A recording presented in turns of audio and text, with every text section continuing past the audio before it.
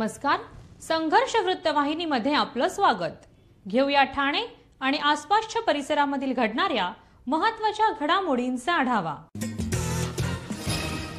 ठाणे लोकसभा मतदारसंघ हा भीमशक्ती शिवशक्तीचा गड आहे. भारतरत्न डॉक्टर बाबासाहेब आंबेडकर, बाळासाहेब ठाकरे, आनंद दिघे यांना मानणारा सगळा समाज नरेश म्हस्के यांच्या पाठीशी उभा राहणार आहे. 20 तारखेला धनुष्यबाणाचे बटन दाबून मतदार नरेश म्हस्के यांना प्रचंड मतांनी विजय करतील असा विश्वास केंद्रीय मंत्री रामदास आठवले यांनी व्यक्त केला आहे. ठाणे लोकसभा महायुतीचे शिवसेनेचे उमेदवार नरेश म्हस्के यांच्या निवडणूक प्रचारार्थ कोपरी बाजपाखाडी विधानसभा क्षेत्रामध्ये प्रचार फेरी काढण्यात आली. त्यानंतर प्रसिद्ध माध्यमांशी बोलताना रामदास आठवले यांनी प्रतिक्रिया दिली.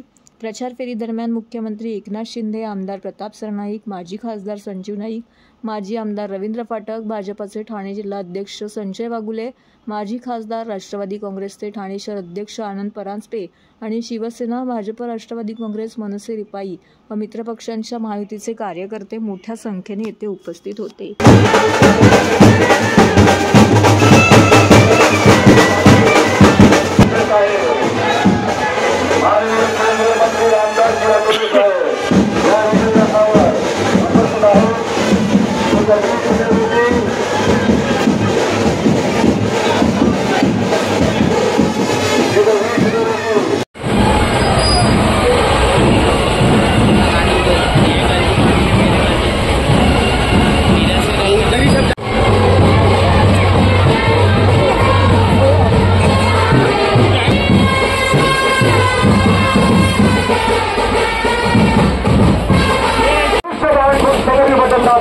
प्रचंड बहुमताने आपल्याला श्री नरेश म्हस्के यांना विजय करायचा आहे.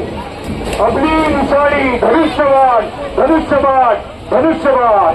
सर्व कामांचे मुख्यमंत्री श्री एकनाथजी शिंदे साहेब इथे उपस्थित आहेत. धनुष्यबाण करून प्रचंड बहुमताने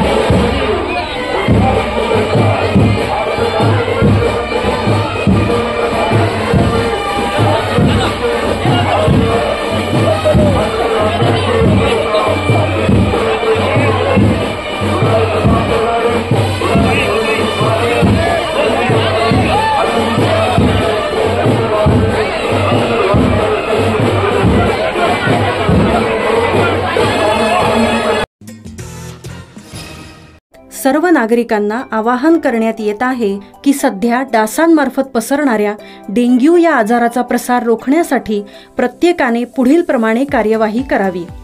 डेंग्यू आजार एडिस इजिप्ती हा डास चावल्याने होतो. या डासांची पैदास साचलेल्या किंवा साचवलेल्या स्वच्छ पाण्यामध्ये होते.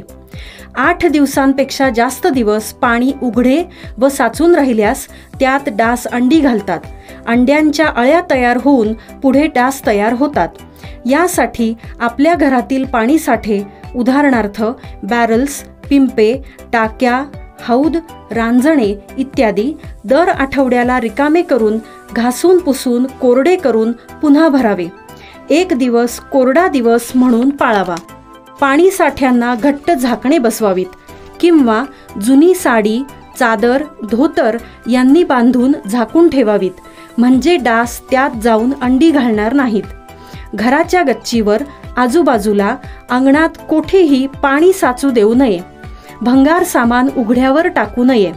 उदाहरणार्थ टायर्स, प्लास्टिक सामान, कुंड्या, टाकाऊ वस्तू इत्यादी. अशा सामानात पावसाचे पाणी साठून त्यात डेंग्यूच्या डासांची पैदास होते. घरातील कूलर्स, फ्रीजच्या पाठीमागील ट्रे हे देखील वेळोवेळी कोरडे करावेत. लक्षात ठेवा, नुसत्या फवारणीने डास घनता कमी होत नाही, तर त्यासाठी डास पैदास ठिकाणे नष्ट करणे ही आपल्या सर्वांची जबाबदारी आहे.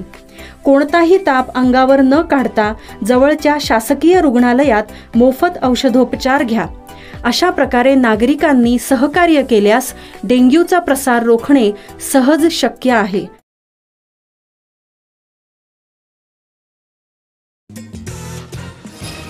ठाणे महानगरपालिका क्षेत्रात दर शनिवारी राबवण्यात येत असलेल्या सर्वकष स्वच्छता मोहिमेमुळे स्वच्छतेमधील नागरिकांचा सहभाग वाढतो आहे.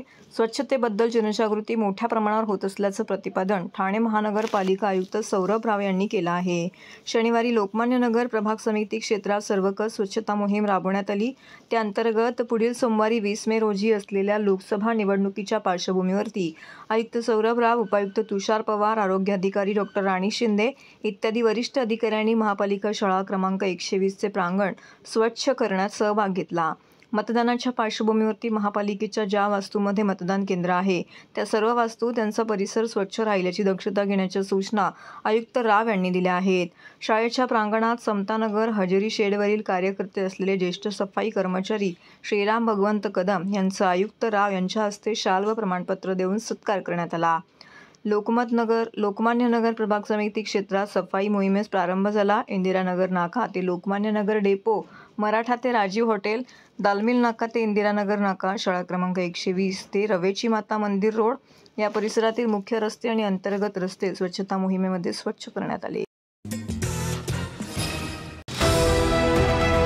TJSB सौर शक्ती कर्ज, गो ग्रीन, करा वीज बिलावर बचत. आकर्षक व्याजदर, 84 महिने परतफेड कालावधी, 80% लोन, व्यावसायिक आणि उद्योजकांकरता सुद्धा. अधिक माहितीसाठी तुमच्या जवळच्या शाखेला भेट द्या किंवा संपर्क साधा. 1800-223-466 आणि 1800-266-3466.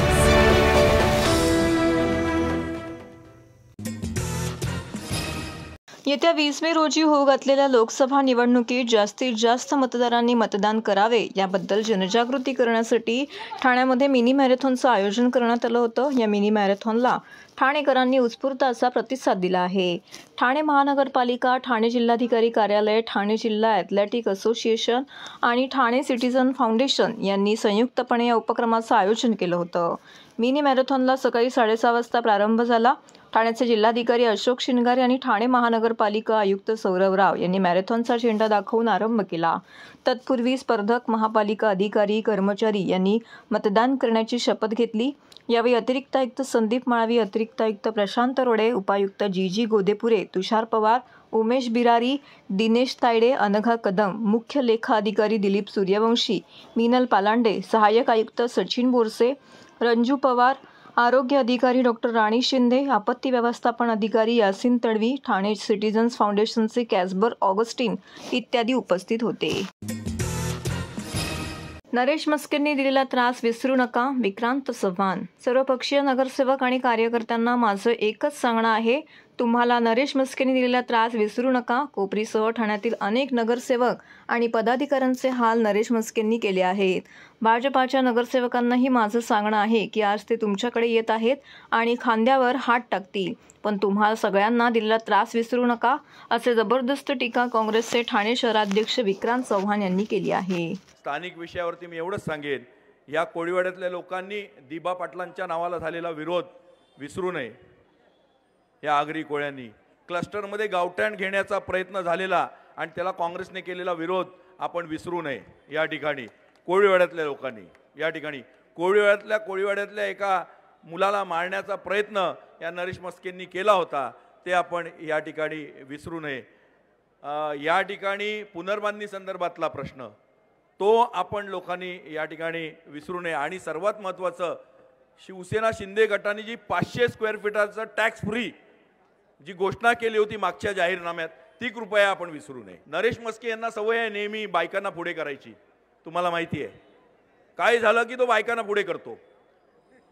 जसं महापौरच्या निवडणुकीमध्ये राजन विचारेंच्या मिसेसचा अधिकार होता, रवी फाटकच्या मिसेसचा अधिकार होता, प्रताप सरनाईक सुद्धा आपल्या बायकोसाठी सिनियर लोक, त्याने बरोबर मीनाक्षी शिंदेला पुढे केलं. यंदाही त्याने खासदारकीच्या निवडणुकीला भांडून निवडणूक ही उमेदवारी घेतली असं आम्हाला कळतं. भांडून या ठिकाणी प्रताप सरनाईक आणि रवी पाठक हे बाशिंग बांधून तयार होते. शेवटी त्याने मीनाक्षी शिंदेचं नाव पुढे केलं आणि बरं झालं विचारे साहेब तुम्हाला देवी पावली. या ठिकाणी नरेश मस्केचं नाव आलं, निवडणूक सोपी झाली. आणि सर्व पक्षीय कार्यकर्त्यांनी आणि नगरसेवकांना सगळ्यांना माझं सांगणं आहे तुम्हाला दिलेला त्रास नरेश मस्केंनी विसरू नका. या ठिकाणी राजन राजे असतील, पांडुरंग पाटलांचे हाल, गोपाळ लांडगेंचे हाल या ठिकाणी हे ह्याच माणसाने केलेत. या ठिकाणी पमनानी तुम्हालाही माझं सांगणं आहे, या ठिकाणी वाईन शॉप सांभाळा, जास्ती नरेश मस्केंच्या मागे फिरू नका. तुमची LBT 30 लाख बाकी आहे, 30 लाख LBT तुमचा बाकी आहे, अजून तुमची केस कोर्टात चालू आहे. तेव्हा माझं सांगणं आहे कृपया त्यांच्या मागे फिरू नका. आणि ज्या वेळेस क्लस्टर आणि गावठाणांचा विषय होता तेव्हा नगरसेवक यांचे कुठे होते? रमाकांत पाटील कुठे होते? ते आले होते का आवाज उठवायला? या ठिकाणी नव्हते आले. दिबा पाटलांचा जेव्हा विषय झाला तेव्हा यांचे नगरसेवक आगरी कोळी कुठे होते? नव्हते. तेव्हा सगळ्याच नगरसेवकांना, जेवढे BJPचे नगरसेवक आहे तिकडे, संदीप लेले खास करून आपल्याला माझं सांगणं आहे, आपल्याला कसा त्रास दिला सभागृहात सुद्धा मी पाहिलेला आहे. तेव्हा आता विसरू नका, आज तो तुमच्या खांद्यावर हात टाकेल, ही दलाल कंपनी तुमच्यावर खांद्यावर हात टाकतील. कार्यकर्त्यांना माझं सांगणं आहे या ठिकाणी, आम्ही खोक्यांचे भुकेलेलो नाहीत, तर आम्ही आशीर्वादाचे भुकेलेलो आहोत.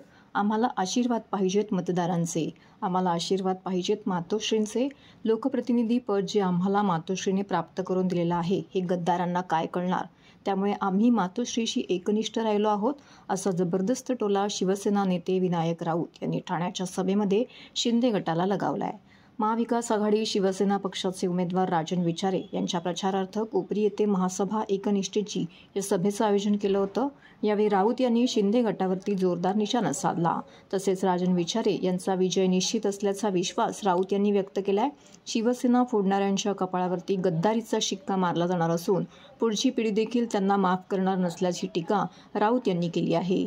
तसेच ही निवडणूक भारत मातेची आहे, ही निवडणूक संविधानाची आहे, ही निवडणूक घटनेची आहे, ही निवडणूक स्वातंत्र्याची असल्याचं राऊत यांनी सांगितलं.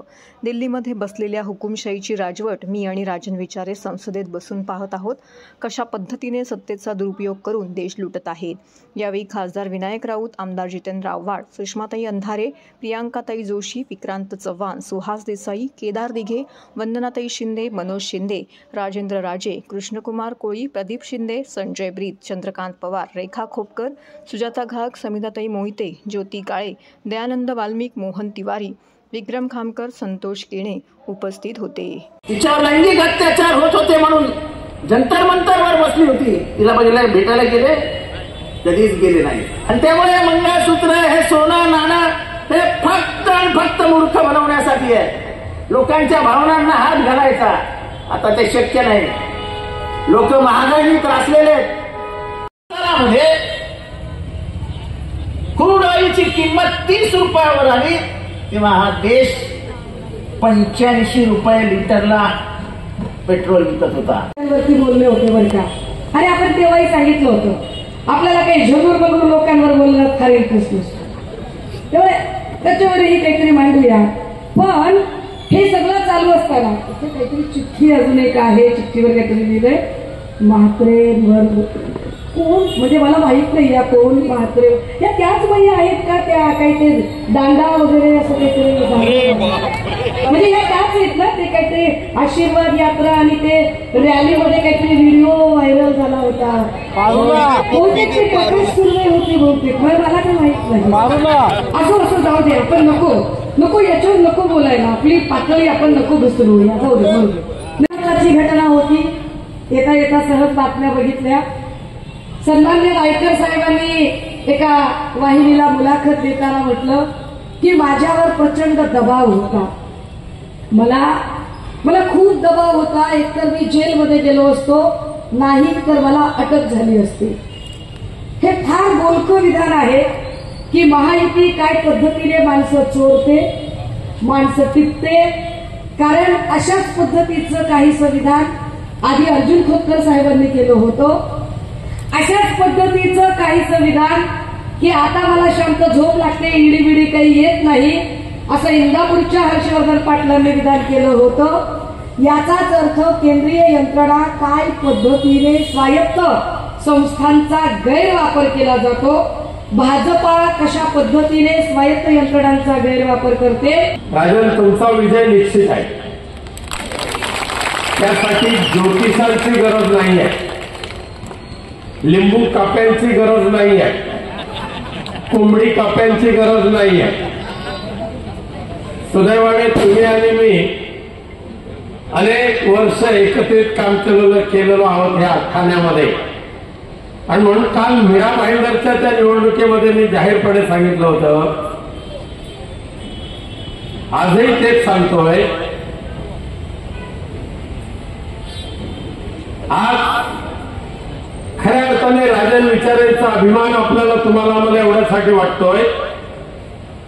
एक सच्चा कार्यकर्ता, निस्वार्थ वृत्तीने मतदारसंघाची सेवा करणारा एक लोकप्रतिनिधी,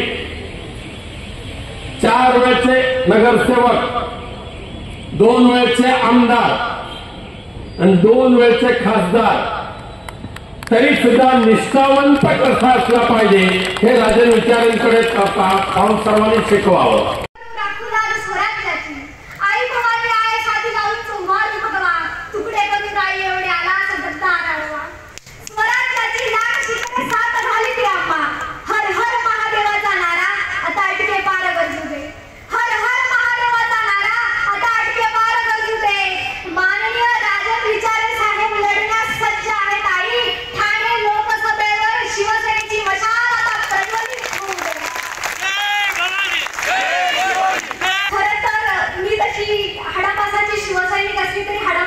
शेतकरी पण आहे. मी धुळ्याहून आले. बऱ्याच जणांना प्रश्न पडला असेल, पण शेतकरी तू इथे काय करते? तर ठाण्याचेच काही गद्दार गुवाहाटी ठाण्याला गेले, महाराष्ट्राच्या विधानसभेत आले आणि म्हटले माझा एक माणूस जरी पडला ना तरी मी गावाकडे शेती करायला जाईल. मग आता अशा माणसांना शेती शिकवली पाहिजे. त्यांची शेती करण्याची पद्धत फार खराब आहे. म्हणजे ते बुटं घालतात, भारी महागाचे कपडे घालतात, विमानात फिरतात. त्यांना सांगितलं पाहिजे साहेब रात्री बॅटरी घेऊन बारे देता आले पाहिजे, हातात कुऱ्हाड घेता आली पाहिजे, पाठीला पाठपंप मारता आला पाहिजे. हे शिकवायला खास नाही. तर हे होतं संघर्ष वृत्तवाहिनीचं आजचं बातमीपत्र. उद्या पुन्हा भेटू याच वेळी याच ठिकाणी ताज्या घडामोडींसह. तोपर्यंत नमस्कार.